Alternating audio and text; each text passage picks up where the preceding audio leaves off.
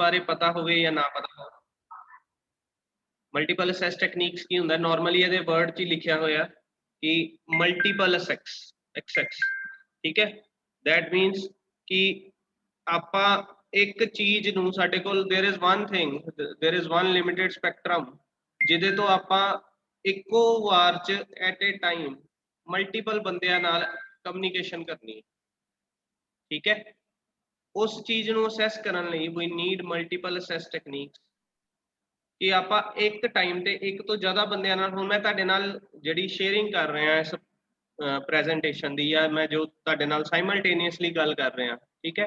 ਇਹ ਸਾਰਾ ਕੁਝ ਆਪਾਂ ਮਲਟੀਪਲ ਅਸੈਸ ਟੈਕਨੀਕ ਦੇ ਹੁੰਦੇ ਹੋਏ ਹੀ ਪੋਸੀਬਲ ਕਰਵਾ ਪਾ ਰਹੇ ਹਾਂ ਕਿ ਮਲਟੀਪਲ ਯੂਜ਼ਰਸ ਨੂੰ ਮੇਰੀ ਆਵਾਜ਼ ਜਿਹੜੀ ਆ ਉਹ ਐਟ ਏ ਟਾਈਮ ਸੁਣ ਰਹੀ ਹੈ ਠੀਕ ਹੈ, ਜਾਂ ਮਲਟੀਪਲ ਯੂਜ਼ਰਸ ਆਪਣੀ ਆਵਾਜ਼ ਨੂੰ ਮੇਰੇ ਤੱਕ ਪਹੁੰਚਾ ਰਹੇ ਆ। ਇਹ ਸਾਰਾ ਕੁਝ ਮਲਟੀਪਲ ਅਸੈਸ ਟੈਕਨੀਕ ਦੇ ਜ਼ਰੀਏ ਹੋ ਰਿਹਾ ਰਾਈਟ। ਜਿਹੜੀ ਸਾਡੀ ਸੈਲੂਲਰ ਕਮਿਊਨੀਕੇਸ਼ਨ ਹੁੰਦੀ ਹੈ ਉਹ ਸਾਰਾ ਦਾ ਸਾਰਾ ਜਿਹੜਾ ਭਾਰ ਹੈ ਮਤਲਬ ਉਹਦੇ ਚ ਆਪਾਂ ਇਹੀ ਚੀਜ਼ ਰੱਖੀ ਹੋਈ ਹੈ ਕਿ ਆਪਾਂ ਅਗਰ ਮੈਂ ਪਿਕਚਰ ਦੀ ਗੱਲ ਕਰਾਂ ਤਾਂ ਇਹਦੇ ਵਿੱਚ ਦੇਖੋ ਇੱਕ ਟਾਵਰ ਹੈ ਸਾਡੇ ਕੋਲ ਠੀਕ ਹੈ, ਉਹਦੇ ਵਿੱਚ ਇੱਕ ਸਿੰਗਲ ਕਾਮਨ ਚੈਨਲ ਹੈ। ਹੁਣ ਸਿੰਗਲ ਕਾਮਨ ਚੈਨਲ ਨੂੰ ਆਪਾਂ ਮਲਟੀਪਲ ਯੂਜ਼ਰਸ ਦੇ ਨਾਲ ਸ਼ੇਅਰ ਕੀਤਾ ਬਟ ਆਪਾਂ ਤਾਂ ਕਹਿੰਦੇ ਆ ਕਿ ਮਲਟੀਪਲ ਯੂਜ਼ਰਸ ਕਿੱਦਾਂ ਸ਼ੇਅਰ ਕਰ ਸਕਦੇ ਆ ਅਗਰ ਮੇਰੇ ਕੋਲ ਇੱਕੋ ਚੈਨਲ ਹੈ। ਜੇ ਮੈਂ ਇਹਨੂੰ ਭੇਜਾਂਗਾ ਤੇ ਦੋਨਾਂ ਨੂੰ ਮੈਂ ਅਗਰ ਸਿੰਗਲ ਚੈਨਲ ਦੇ ਉੱਤੇ ਗੱਲ ਕਰਵਾਵਾਂਗਾ ਤਾਂ ਆਪਸ ਵਿੱਚ ਇੰਟਰਫੇਰੈਂਸ ਆਉਣ ਦੀ ਪੂਰੇ ਉਹ ਹੈ ਚਾਂਸਸ ਹੈ ਠੀਕ ਹੈ। ਤੇ ਇੱਥੇ ਤਾਂ ਕਿੰਨੇ ਸਾਰੇ ਯੂਜ਼ਰਸ ਹੈਗੇ 1 2 3 4 5 6 ਯੂਜ਼ਰਸ ਹੈ, 6 ਨੂੰ ਆਪਾਂ ਇੱਕੋ ਚੈਨਲ ਦੇ ਉੱਤੇ ਗੱਲ ਕਰਵਾ ਰਹੇ ਹਾਂ।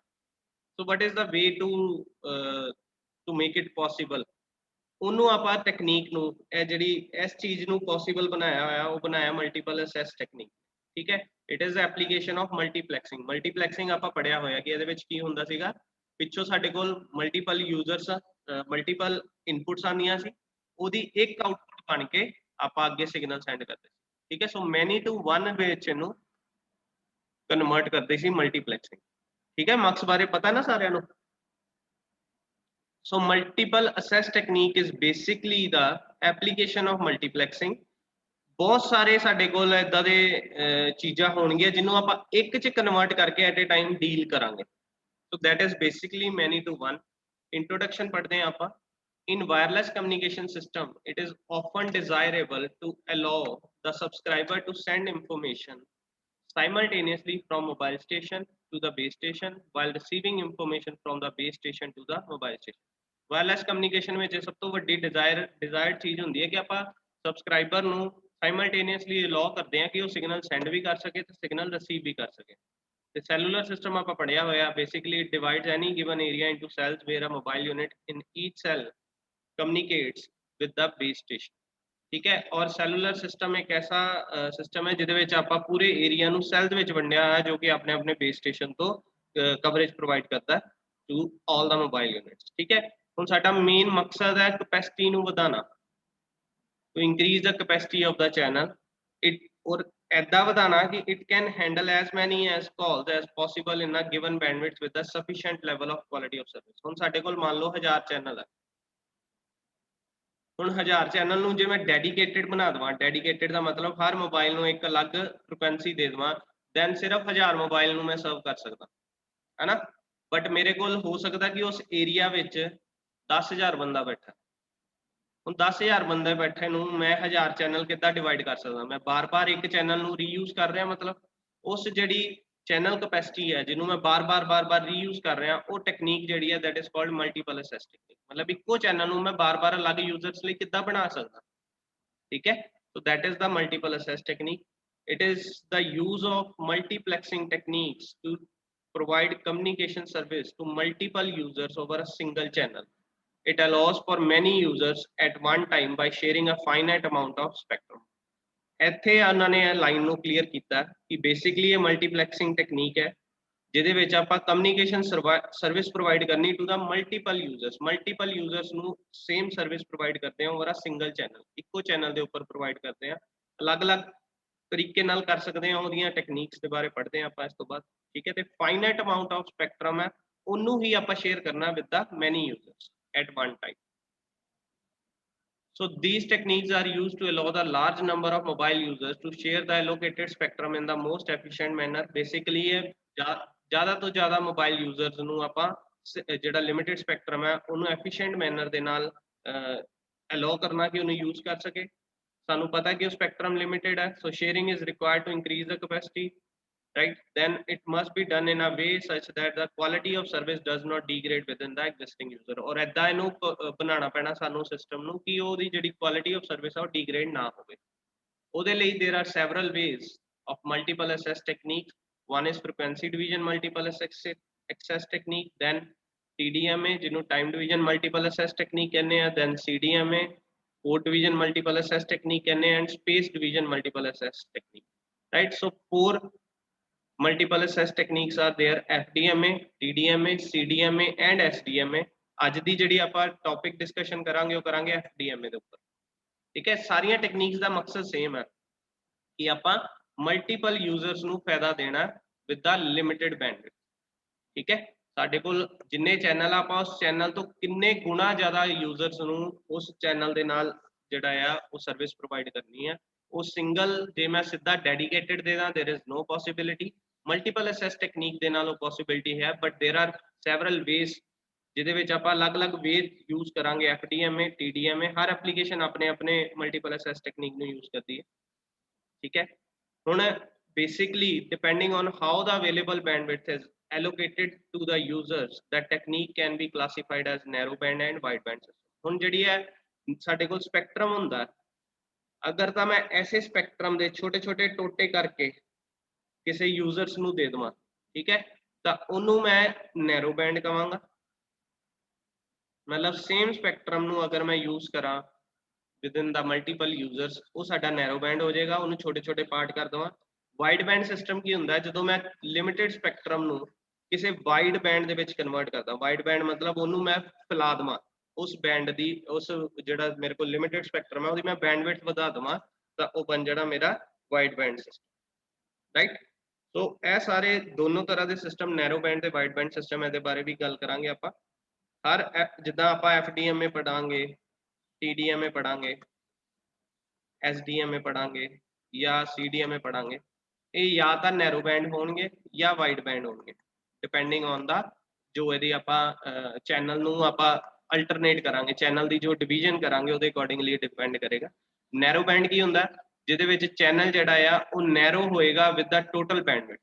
जिहड़ी उहदी टोटल बैंडविड्थ होएगी उहदे तो अगर छोटा चैनल होएगा for a single user, that is called the narrow band system, ठीक है। it allows user to same channel use the same channel but allocates a unique time slot to each user on a channel, thus separate a small number of user in a time। ਇਹਦੇ ਬਾਰੇ ਰਹਿਣ ਦੋ, ਹਾਲੇ ਇਹ ਨਹੀਂ ਗੱਲ ਕਰਨੀ। Wide band system ਕੀ ਹੈ, ਜਿਹਦੇ ਵਿੱਚ ਟਰਾਂਸਮਿਸ਼ਨ ਬੈਂਡਵਿਡਥ ਜਿਹੜੀ ਹੈ ਸਿੰਗਲ ਚੈਨਲ ਦੀ ਉਹ much larger than the coherence bandwidth of the channel ਹੋਏਗੀ, ਠੀਕ ਹੈ। ਇਹਦੇ ਵਿੱਚ ਆਪਾਂ ਛੋਟੇ ਜਿਹੇ ਚੈਨਲ ਨੂੰ ਵੱਡੇ ਚੈਨਲ ਦੇ ਵਿੱਚ ਕਨਵਰਟ ਕਰ ਦਾਂਗੇ, ਉਹ ਵਾਈਡ ਬੈਂਡ ਸਿਸਟਮ ਬਣ ਜਾਏਗਾ, ਠੀਕ ਹੈ। ਅੱਗੇ ਚੱਲਦੇ हैं FDMA ਵੱਲ। So this is the main topic. 5 ਨੰਬਰ ਦਾ ਜਾਂ 10 ਨੰਬਰ ਦਾ ਸਾਡਾ FDMA ਆਂਦਾ ਹੈ, ਜਾਂ ਸਾਨੂੰ ਕੁਐਸਚਨ ਆਂਦਾ what do you mean by multiple access technique, then ਉਸ ਤੋਂ ਬਾਅਦ FDMA ਬਾਰੇ ਪੁੱਛਿਆ ਜਾ ਸਕਦਾ। ਸੋ FDMA ਦੀ ਫੁੱਲ ਫਾਰਮ ਹੈ frequency division multiple access. Frequency division basically ਆ ਦੋ ਵਰਡ ਦੇ ਉੱਤੇ ਆਨਸਰ ਹੈ ਦਾ। ਇੱਕ ਐਦਾ ਦਾ ਚੈਨਲ ਜਿਹਦੇ ਨਾਲ ਆਪਾਂ ਮਲਟੀਪਲ ਯੂਜ਼ਰਸ ਨੂੰ ਸਰਵਿਸ ਦੇ ਸਕਦੇ ਹਾਂ with the frequency division. Frequency ਨੂੰ डिवाइड करके ਆਪਾਂ हर यूजर ਨੂੰ अलग-अलग फ्रिक्वेंसी दे दिए, and that process is called the frequency division multiple access technique। it is one of the oldest, सब तो पुरानी टेक्निक है, सब तो common analog multiple access method है ये। in this the frequency band is divided into channels of equal bandwidth।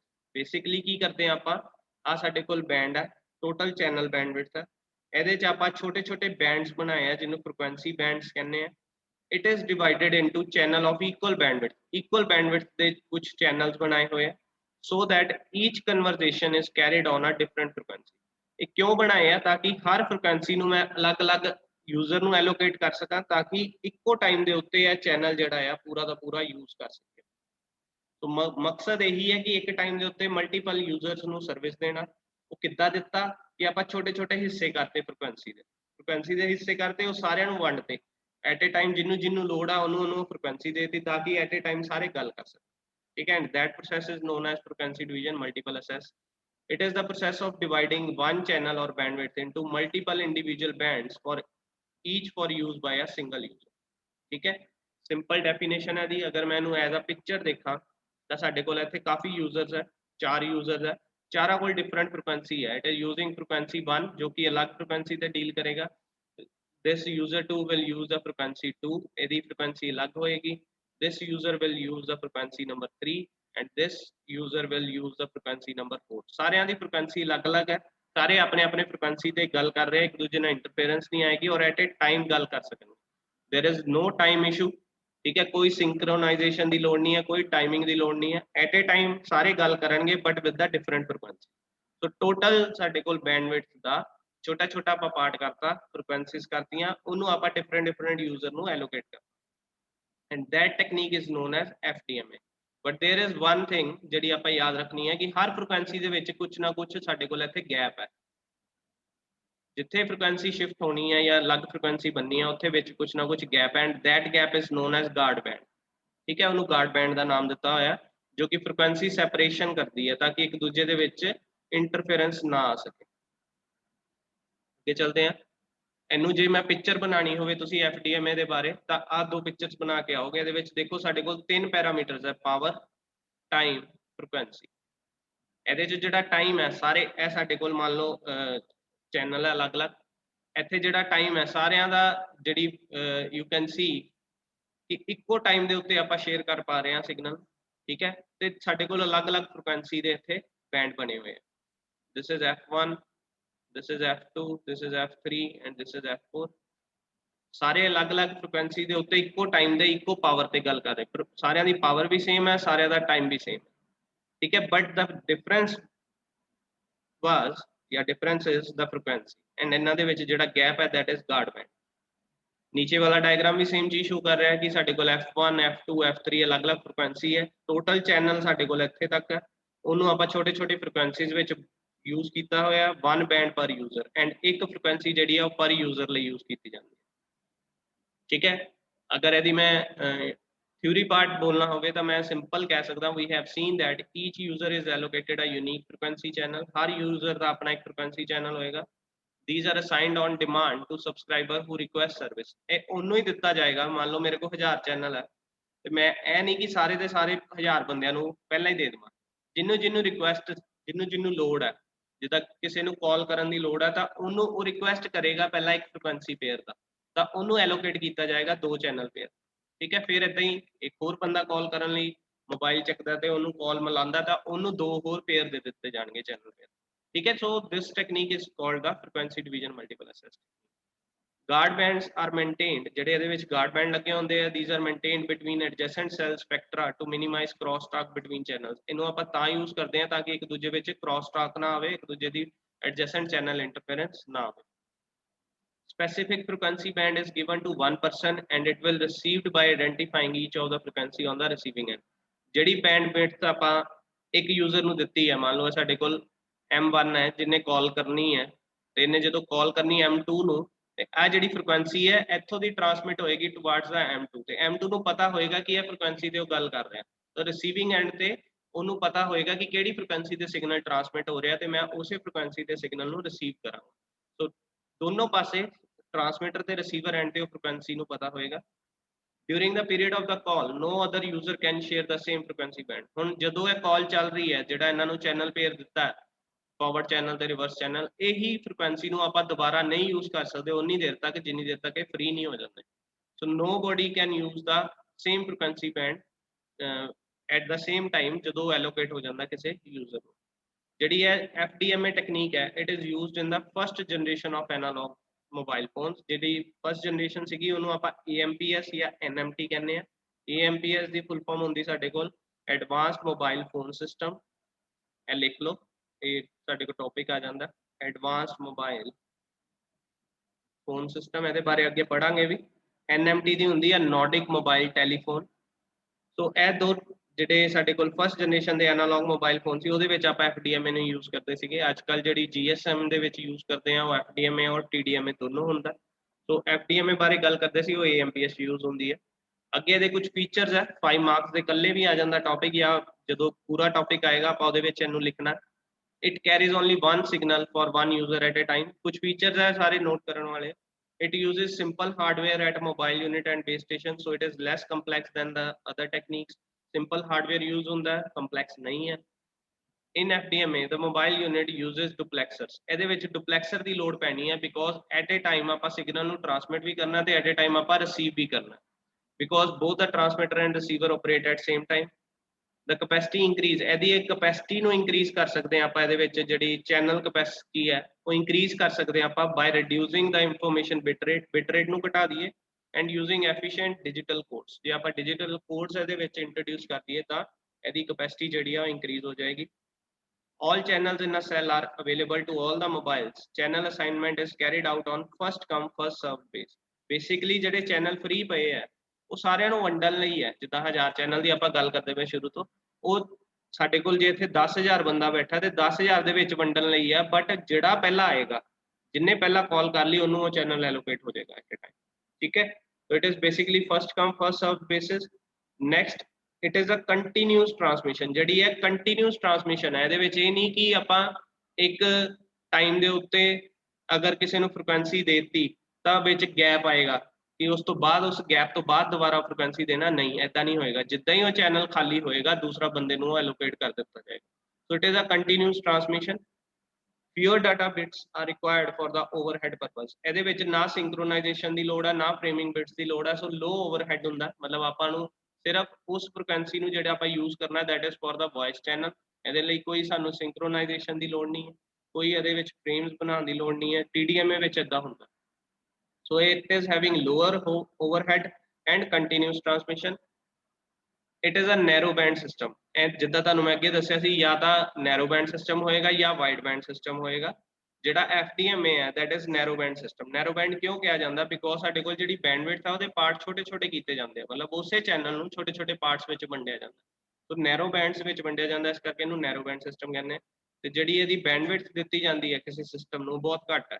30 kilohertz the channel AMPS 'ਚ ਦਿੱਤਾ ਗਿਆ ਸੀ, ਜੋ ਕਿ ਅੱਜ ਦੇ ਟਾਈਮ 'ਚ ਬਹੁਤ ਘੱਟ ਹੈ, 30 ਕਿਲੋਹਰਟਜ਼, ਠੀਕ ਹੈ। It can be used with both analog and digital signal. FDMA ਨੂੰ ਆਪਾਂ both analog ਤੇ digital techniques ਵਿੱਚ use ਕਰ ਸਕਦੇ ਹਾਂ। It is not vulnerable to the timing problem. ਇਹਦੇ ਵਿੱਚ ਕੋਈ timing problem ਨਹੀਂ ਹੈ। There will be no synchronization requirement, ਠੀਕ ਹੈ ਜੀ, ਜਿੱਦਾਂ TDMA 'ਚ ਹੁੰਦੀ ਹੈ। Due to the frequency filtering, FDMA is not sensitive to near far problem, and ਇਹਦੇ ਵਿੱਚ near far problem ਵੀ ਨਹੀਂ ਆ ਸਕਦੀ। It is best suited for connection oriented application. However, it is inefficient in terms of utilization of power and bandwidth. ਜੇ ਮੈਂ bandwidth ਦੀ ਗੱਲ ਕਰਾਂ, ਹੁਣ ਮੇਰੇ ਕੋਲ bandwidth ਜਿਹੜੀ ਆ ਉਹ ਘਟ ਜਾਣੀ ਹੈ, ਬਿਕੋਜ਼ ਮੈਂ ਛੋਟੇ ਛੋਟੇ ਪਾਰਟਸ ਬਣਾਏ ਹੋਏ ਆ, ਤੇ ਜਿੱਥੇ ਮੈਨੂੰ bandwidth ਦੀ ਜ਼ਿਆਦਾ ਲੋੜ ਪੈਣੀ ਹੈ ਉੱਥੇ FDMA ਨੂੰ ਆਪਾਂ ਯੂਜ਼ ਨਹੀਂ ਕਰ ਸਕਦੇ, ਕਿਉਂਕਿ ਇੱਕ ਫਿਕਸਡ bandwidth ਬਣਾ ਦਿੱਤੀ ਗਈ ਹੈ ਔਰ ਉਸੇ bandwidth ਤੇ ਆਪਾਂ ਸਿਗਨਲ ਨੂੰ ਟਰਾਂਸਮਿਟ ਕਰਾਂਗੇ। ਜੇ ਤਾਂ ਯੂਜ਼ਰ ਕੈਪੇਬਲ ਹੋਇਆ ਉਹਨੇ ਵਿੱਚ ਸਿਗਨਲ ਸੈਂਡ ਕਰਨ ਨੂੰ ਤਾਂ ਕਰ ਦੇਗਾ, ਜੇ ਉਹਨੂੰ bandwidth ਦੀ ਜ਼ਿਆਦਾ ਲੋੜ ਹੋਈ ਤਾਂ ਉਹ ਇਸ ਤੇ ਇਨਐਫੀਸ਼ੀਐਂਟ ਹੋ ਜਾਏਗਾ, ਠੀਕ ਹੈ। ਸੋ ਬੇਸਿਕਲੀ ਇਹਦੇ ਵਿੱਚ ਪਾਵਰ ਤੇ ਬੈਂਡਵਿਡਥ ਦੀ ਯੂਟਿਲਾਈਜੇਸ਼ਨ ਨੂੰ ਪ੍ਰੋਪਰ ਨਹੀਂ ਕੀਤਾ ਜਾ ਸਕਦਾ। ਅਗਰ if an FDMA channel is not in use by the user, then it sit idle and can't be used by other user.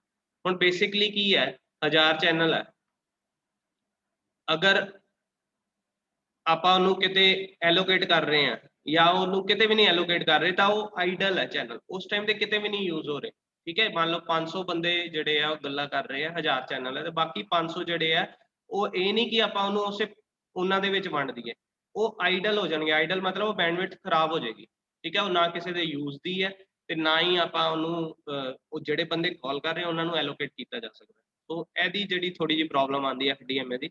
It has a poor spectral efficiency since guard bands must be employed to avoid overlapping of adjacent channel. This in turn reduce the channel capacity. ਹੁਣ ਜਿਹੜੇ guard band ਹੈ, ਅਗਰ ਹਰ 1000 channel ਹੈ, 1000 channel ਦੇ ਵਿੱਚ 1000 users ਨੂੰ ਮੈਂ allocate ਕਰ ਰਿਹਾ ਤਾਂ ਉਹਦੇ ਵਿੱਚ ਜਿਹੜੇ ਛੋਟੇ ਛੋਟੇ guard bands ਆਪਾਂ ਤੇ ਆ ਉਹ 1000 ਹੀ ਕਰਨੇ ਪੈਣੇ। ਉਹ 1000 guard band ਜਿਹੜੇ ਆ ਉਹ ਕੁਛ ਨਾ ਕੁਛ ਮਿਲਾ ਕੇ ਕੁਛ ਫ੍ਰੀਕੁਐਂਸੀ ਨੂੰ ਵੇਸਟੇਜ ਕਰ ਰਹੇ ਆ, ਜਦ ਕਿ ਉਹ ਕਰਤਾ ਇੰਟਰਫੇਰੈਂਸ ਘਟਾ ਰਹੇ ਆ, ਬਟ ਚੈਨਲ ਕੈਪੈਸਿਟੀ ਉਹਦੇ ਨਾਲ ਘਟ ਜਾਂਦੀ ਹੈ। ਸੋ ਇਹ ਵੀ ਇੱਕ ਇਹਦਾ ਫੀਚਰ ਹੈ। ਅੱਗੇ ਦੀਆਂ ਕੁਝ ਡਿਸਐਡਵਾਂਟੇजेस ਇਹਦੇ ਚੋਂ ਹੀ ਕੱਢ ਸਕਦੇ ਹਾਂ ਆਪਾਂ ਫੀਚਰਸ ਤੋਂ। ਸਭ ਤੋਂ ਪਹਿਲੀ ਤਾਂ ਇਹੀ ਹੈ ਕਿ ਆਪਾਂ ਇਹਨੂੰ ਜਿਹੜੀ ਹੈ ਇੰਪਰੂਵਿੰਗ ਦਾ ਕੈਪੈਸਿਟੀ, ਉਹ ਸਿਗਨਲ ਟੂ ਇੰਟਰਫੇਰੈਂਸ ਰਿਡਕਸ਼ਨ ਤੇ ਡਿਪੈਂਡ ਕਰਦੀ ਹੈ ਤੇ ਸਿਗਨਲ ਟੂ ਨੋਇਸ ਰੇਸ਼ੋ ਤੇ ਡਿਪੈਂਡ ਕਰਦੀ ਹੈ। ਮਤਲਬ ਸਾਨੂੰ ਇਹ ਚੀਜ਼ਾਂ ਦੋਨੋਂ ਜ਼ਿਆਦਾ ਚਾਹੀਦੀਆਂ ਇਹਦੀ ਕੈਪੈਸਿਟੀ ਨੂੰ ਵਧਾਉਣ ਲਈ। ਮੈਕਸਿਮਮ ਫਲੋ ਰੇਟ ਪਰ channel is fixed and small. ਜਿਹੜਾ ਆਪਾਂ ਚੈਨਲ ਨੂੰ ਮੈਕਸਿਮਮ ਬੈਂਡਵਿਡਥ ਦੇਣੀ ਹੈ ਉਹ ਸਾਡੀ ਫਿਕਸਡ ਹੁੰਦੀ ਹੈ, ਜੋ ਕਿ ਸਭ ਤੋਂ ਵੱਡੀ ਡਿਸਐਡਵਾਂਟੇਜ ਹੈ, ਤੇ ਸਮਾਲ ਹੁੰਦੀ ਹੈ। Guard band lead to waste of capacity, guard band ਦੇ ਨਾਲ ਜਿਹੜੀ ਚੈਨਲ ਕਪੈਸਿਟੀ ਆਫ ਵੇਸਟੇਜ ਹੁੰਦੀ ਹੈ। Hardware implies narrow band filter, ਇਹਦੇ ਵਿੱਚ ਹੁਣ ਸਾਨੂੰ ਪਤਾ ਕਿ ਨੈਰੋ ਬੈਂਡ ਸਿਸਟਮ ਹੈ ਤਾਂ ਫਿਲਟਰਸ ਲੱਗੇ ਹੋਣੇ ਚਾਹੀਦੇ ਕਿ ਸਾਡਾ ਮੋਬਾਈਲ ਸਿਸਟਮ ਸਿਰਫ ਐਸੇ ਫ੍ਰੀਕੁਐਂਸੀ ਨੂੰ ਐਕਸੈਪਟ ਕਰੇ ਜਦ ਕਿ ਛੋਟੀ ਥੋੜਾ ਜਿਹਾ ਗਾਰਡ ਬੈਂਡ ਤੋਂ ਬਾਅਦ ਨਵੀਂ ਫ੍ਰੀਕੁਐਂਸੀ ਯੂਜ਼ ਹੋ ਜਾਂਦੀ ਹੈ। ਅਗਰ ਸਾਡਾ ਫਿਲਟਰ ਖਰਾਬ ਹੈ ਤਾਂ ਉਹਦੇ ਨਾਲ ਕੀ ਹੋਏਗਾ, ਆਪਾਂ ਦੂਜੀ ਫ੍ਰੀਕੁਐਂਸੀ ਨੂੰ ਵੀ ਰਿਸੀਵ ਕਰ ਲਾਂਗੇ, ਜੋ ਕਿ ਬਹੁਤ ਡਿਫਿਕਲਟ ਪ੍ਰੋਸੈਸ ਹੈ। ਤਾਂ ਉਹਦੇ ਨਾਲ ਜਿਹੜਾ ਸਾਡਾ ਨੈਰੋ ਬੈਂਡ ਫਿਲਟਰ ਆਪਾਂ ਨੂੰ ਉਹੀ ਯੂਜ਼ ਕਰਨੇ ਪੈਣੇ, ਜੋ ਕਿ ਕਾਫੀ ਕਾਸਟਲੀ ਹੁੰਦੇ ਆ। ਠੀਕ ਹੈ, VLSI ਵਿੱਚ ਜ਼ਿਆਦਾ ਯੂਜ਼ ਨਹੀਂ ਹੁੰਦੇ, ਤੇ ਜੇ ਆਪਾਂ ਕਰਨੇ ਆ ਤਾਂ ਕੋਸਟ ਵੱਧ ਜਾਂਦੀ ਮੋਬਾਈਲ ਫੋਨ। ਸੋ ਥੀਸ ਵਰ ਡਿਸਐਡਵਾਂਟੇजेस। FDMA ਸਾਡਾ ਹੋ ਗਿਆ, ਮਲਟੀਪਲ ਅਸੈਸ ਟੈਕਨੀਕ ਦੀ ਡੈਫੀਨੇਸ਼ਨ ਹੋ ਗਈ ਹੈ। ਇਹਦੇ ਰਿਗਾਰਡਿੰਗ ਕੋਈ ਵੀ ਪ੍ਰੋਬਲਮ ਹੈ ਹੁਣ ਤੁਸੀਂ ਪੁੱਛ ਸਕਦੇ ਹੋ। ਆ ਜਾਓ ਹੁਣ। ਜੀ ਸਰ। ਹਾਂਜੀ ਸਰ ਜਿੱਦਾਂ ਤੁਸੀਂ ਨਾ ਇੱਕ ਡਾਇਗਰਾਮ ਨਹੀਂ ਦਿਖਾਇਆ ਸੀ 4 ਯੂਜ਼ਰਸ ਵਾਲਾ FDMA ਦਾ ਫਸਟ ਵਾਲਾ ਡਾਇਗਰਾਮ, ਸਰ ਉਹਦੇ ਵਿੱਚ ਜਿੱਦਾਂ ਦੱਸਿਆ ਹੋਇਆ ਸੀ ਕਿ ਸਾਰੇ ਅਲੱਗ-ਅਲੱਗ ਫ੍ਰੀਕੁਐਂਸੀ ਯੂਜ਼ ਕਰਦੇ ਪਏ ਆ, ਕਿਤੇ ਥੋੜੀ ਆ ਕਿਤੇ ਜ਼ਿਆਦਾ ਬੈਂਡਵਿਡਥ ਵਗੈਰਾ ਹਨਾ। ਸਰ ਉਹਦਾ ਕੀ ਇਫੈਕਟ ਪਏਗਾ ਫਿਰ ਹਰ ਇੱਕ ਯੂਜ਼ਰ ਤੇ, ਕਿਉਂਕਿ ਅਲੱਗ ਹੈ ਸਾਰਿਆਂ ਦੀ। ਯਾਰ ਆਪਾਂ ਨੂੰ ਦੇਖ ਇੰਨੇ ਹੀ, ਮੈਂ ਅਗਰ ਕਹਾਂ ਕਿ ਮੇਰੇ ਕੋਲ ਇੱਕ ਰੋਟੀ ਹੈ ਤੇ ਮੇਰੇ ਕੋਲ ਬੰਦੇ ਹੈਗੇ 5, ਠੀਕ ਹੈ, ਮੈਂ ਕੀ ਕਰਾਂਗਾ, ਅਲੱਗ-ਅਲੱਗ ਰੋਟੀ ਦੇ ਦਾਂਗਾ ਸਾਰਿਆਂ ਨੂੰ, ਹਨਾ। ਹੁਣ ਹਾਂਜੀ ਰੋਟੀ ਦਾ ਤਾਂ ਕੋਈ ਚਲੋ ਉਹਦੇ ਚ ਇਹ ਤਾਂ ਹੁੰਦਾ ਨਹੀਂ ਕਿ ਰੋਟੀ ਦਾ ਆਪਣਾ ਕੋਈ ਨਾਮ ਹੋਵੇਗਾ ਕਿ ਇਹ ਰੋਟੀ ਨੰਬਰ 1 ਹੈ ਰੋਟੀ ਨੰਬਰ 2, ਉਹਦੇ ਵਿੱਚ ਤਾਂ ਇਦਾਂ ਸ਼ੇਅਰ ਕਰ ਸਕਦੇ ਆਪਾਂ। ਪਰ ਜਦੋਂ ਸਾਡੇ ਕੋਲ ਬੈਂਡਵਿਡਥ ਹੈ ਨਾ, ਇੰਨੀ ਕੁ ਬੈਂਡਵਿਡਥ ਹੈ, ਉਹਨੂੰ ਮੈਂ ਅਲੱਗ-ਅਲੱਗ ਬੰਦਿਆਂ ਨੂੰ ਸ਼ੇਅਰ ਕਰਨਾ ਸੇਮ ਟਾਈਮ ਦੇ ਉੱਤੇ, ਤਾਂ ਮੈਂ ਅਲੱਗ-ਅਲੱਗ ਫ੍ਰੀਕੁਐਂਸੀ ਦਊਂਗਾ ਤਾਂ ਕਿ ਇੰਟਰਫੇਰੈਂਸ ਨਾ ਆਵੇ। ਜੇ ਮੈਂ ਇੱਕੋ ਫ੍ਰੀਕੁਐਂਸੀ ਦੇ ਉੱਤੇ ਮੰਨ ਲਓ ਮੈਂ ਕਹਿੰਦਾ ਕਿ ਮੇਰੇ ਕੋਲ ਇੰਨੀ ਫ੍ਰੀਕੁਐਂਸੀ ਹੈ, ਸਾਰੀ ਦੀ ਸਾਰੀ ਬੈਂਡਵਿਡਥ ਮੈਂ ਨਾ 4 ਬੰਦਿਆਂ ਚ ਇਹਨੂੰ ਡਿਵਾਈਡ ਕਰ ਦੇਣਾ, ਜਪਜੀਤ ਚ, ਕਰਨ ਦੇ ਵਿੱਚ, ਮਲਿਕ ਤੇ ਮਾਨਵ, ਫੋਰ ਐਗਜ਼ਾਮਪਲ। ਹੁਣ ਮੈਂ ਕਹਿਤਾ ਕਿ ਇਧਰੋਂ ਜਪਜੀਤ ਨੇ ਸਵੇਰੇ 9 ਵਜੇ ਉੱਠਿਆ, ਉਹ ਸਾਰੀ ਬੈਂਡਵਿਡਥ ਯੂਜ਼ ਕਰਨ ਲੱਗ ਪਿਆ ਕਾਲ ਕਰਕੇ। ਇਧਰੋਂ ਕਰਨ ਉੱਠੀ, ਉਹ 9:15 ਵਜੇ ਉਹੀ ਬੈਂਡਵਿਡਥ ਨੂੰ ਦੁਬਾਰਾ ਯੂਜ਼ ਕਰਨ ਦੀ ਕੋਸ਼ਿਸ਼ ਕਰੇਗੀ, ਬਟ ਜਪਜੀਤ ਨੇ ਸਾਰਾ ਬੈਂਡਵਿਡਥ ਯੂਜ਼ ਕਰ ਲਿਆ ਹੋਇਆ, ਸੋ ਕਰਨ ਕਰ ਹੀ ਨਹੀਂ ਸਕਦੀ। ਠੀਕ ਹੈ, ਹੁਣ ਮੰਨ ਲਓ ਜਪਜੀਤ ਨੇ 15 ਮਿੰਟ ਚੋਂ ਬੈਂਡਵਿਡਥ ਨੂੰ ਫ੍ਰੀ ਕਰਤਾ ਕਾਲ ਕਰਕੇ, ਉਸ ਤੋਂ ਬਾਅਦ ਕਰਨ ਨੇ ਯੂਜ਼ ਕੀਤਾ, ਕਰਨ ਕਰਦੀ ਪਈ ਹੈ ਤੇ ਮਾਨਵ ਆ ਗਿਆ ਵਿੱਚ, ਮਾਨਵ ਕਹਿੰਦਾ ਮੈਨੂੰ ਵੀ ਲੋੜ ਆ, ਤਾਂ ਮਾਨਵ ਨਹੀਂ ਯੂਜ਼ ਕਰ ਪਾਏਗਾ। ਸੋ ਇਸ ਜਿਹੜੀ ਪ੍ਰੋਬਲਮ ਹੈ ਨਾ ਕਿ ਐਟ ਏ ਟਾਈਮ ਨੂੰ ਆਪਾਂ ਮਲਟੀਪਲ ਯੂਜ਼ਰ ਚ ਕਿੱਦਾਂ ਵੰਡੀਏ, ਉਹ ਅਸੀਂ ਸੋਲਵ ਕੀਤੀ FDMA ਨਾਲ। ਅਸੀਂ ਛੋਟੇ-ਛੋਟੇ ਪਾਰਟ ਬਣਾਤੇ ਕਿ ਜਪਜੀਤ ਵੀ ਕਾਲ ਕਰ ਸਕਦਾ 9 ਵਜੇ, ਕਰਨ ਵੀ ਕਰ ਸਕਦੀ ਹੈ, ਮਾਨਵ ਵੀ ਕਰ ਸਕਦਾ, ਮਲਿਕ ਵੀ ਕਰ ਸਕਦਾ, ਐਟ ਏ ਟਾਈਮ ਕਰ ਸਕਦੇ, ਬਟ ਉਹ ਕਿੱਦਾਂ ਕਰ ਸਕਦੇ ਆਪਾਂ ਛੋਟੇ-ਛੋਟੇ ਅਲੱਗ-ਅਲੱਗ ਟੋਟੇ ਬਣਾਤੇ। ਠੀਕ ਹੈ, ਤਾਂ ਹੀ ਪੋਸੀਬਿਲਿਟੀ ਹੋਈ, ਨਹੀਂ ਤਾਂ ਇੱਕ ਬੰਦਾ ਐਟ ਏ ਟਾਈਮ ਇੱਕੋ ਚੈਨਲ ਨੂੰ ਯੂਜ਼ ਕਰਦਾ ਪਿਆ, ਦੂਜੇ ਕਰ ਹੀ ਨਹੀਂ ਸੀ ਸਕਦੇ। ਓਕੇ ਠੀਕ ਹੈ, ਹਾਂਜੀ ਜਪਜੀਤ। ਹਾਂਜੀ ਸਰ, ਨਹੀਂ ਆਲ ਕਲੀਅਰ? ਹਾਂਜੀ ਸਰ। ਹਰਸ਼?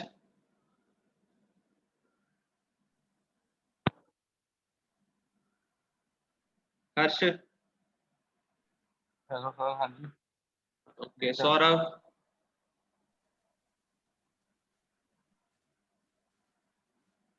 सौरभ?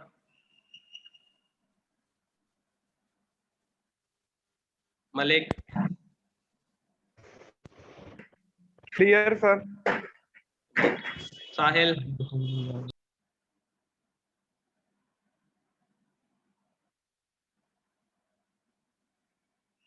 मानव?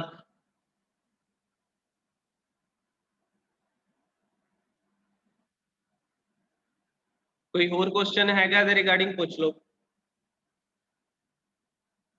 नहीं सर, ये वीडियो पा दिया बस। हाँ वीडियो में पा दूंगा।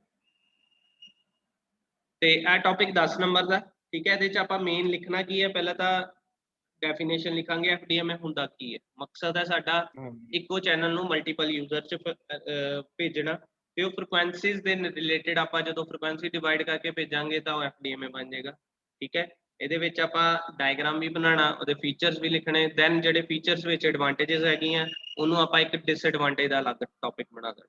ਠੀਕ ਹੈ, ਕਲੀਅਰ? ਹਾਂਜੀ ਸਰ। Yes sir. ਓਕੇ, ਤੇ ਮੈਨੂੰ ਇਹ ਦੱਸੋ ਮਲਟੀਪਲ ਅਸੈਸ ਟੈਕਨੀਕ ਕਿਹੜੀਆਂ ਹੁੰਦੀਆਂ? ਇੱਕ ਤਾਂ FDMA ਹੋ ਗਈ, ਬਾਕੀ ਕਿਹੜੀਆਂ? CDMA, TDMA ਤੇ SDMA। ਜਿਹੜਾ ਕੰਮ ਮਕਸਦ ਸੇਮ ਹੈ ਸਭ ਨੂੰ, ਕਿ ਬੈਂਡਵਿਡਥ ਇੰਨੀ ਹੈ, ਯੂਜ਼ਰ ਜ਼ਿਆਦਾ ਆ, ਉਹਨਾਂ ਦੇ ਵਿੱਚ ਵੰਡਣਾ। ਫ੍ਰੀਕੁਐਂਸੀ ਡਿਵਾਈਡ ਕਰਕੇ ਵੰਡਦੀ ਹੈ ਤਾਂ FDMA, ਟਾਈਮ ਡਿਵਾਈਡ ਕਰਕੇ ਵੰਡ ਦਈਏ ਤਾਂ TDMA, ਕੋਡ ਡਿਵਾਈਡ ਕਰਕੇ ਵੰਡ ਦਈਏ ਤਾਂ CDMA, ਸਪੇਸ ਡਿਵਾਈਡ ਕਰਕੇ ਵੰਡ ਦਈਏ ਤਾਂ SDM। ठीक है, हाँ जी सर। तरीके अलग अलग। तो FDMA हो गया, बाकी आप नेक्स्ट टाइम पढ़ांगे। ठीक है, ਇਹਦੇ ਬਾਰੇ ठीक। कुछ भी पूछना होएगा वीडियो देख के, उस तो बाद पूछना तो पूछ लियो। Okay sir. Okay sir.